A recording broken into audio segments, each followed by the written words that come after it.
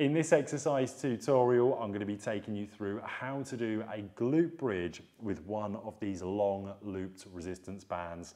So if you're someone that likes training with these resistance bands and you're looking for glute based exercises, this is a fantastic one to add into your workout routines. Now, before I even get on to the resistance band, I just want to cover how to do the glute bridge, and then I'll show you how to incorporate this in to make it harder.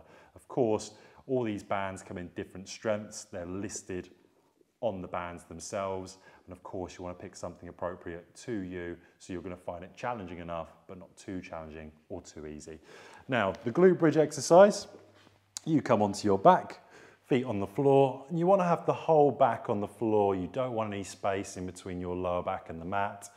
From this position, you'll notice my feet are just wider than hip width apart, and I've got all of my foot on the mat in contact with the mat. So from this position, I'm going to tilt my hips, almost trying to tilt my hips up until just my tailbone and my glutes are off the floor.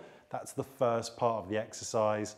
From that position, I then bring my lower back and mid back up, really squeeze my glutes to the top of the motion, and then slowly bring my back down, mid back, lower back and tailbone in that sequence. So I tilt the hips to bring my tailbone off the floor, lower back comes up and mid back, squeezing the glutes and slowly lowering back down under control with the mid back, lower back and tailbone. Once you've got that down, we can add in the resistance band. So what you want to do is have the resistance band in each hand. I'm pulling on the resistance band, so I'm pulling the band down to the floor. I've got my hands on the floor here, and I'm going to come up in exactly the same cue, and this time I can now feel that additional resistance coming down from the resistance band.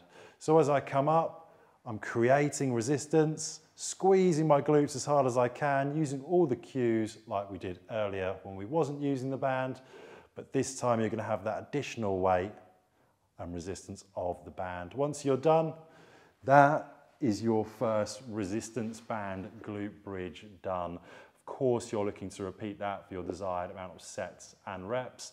And if you find it too challenging, you know that the band you're using is a little bit too tough. And of course, if it's too easy, we might need to find a harder resistance band.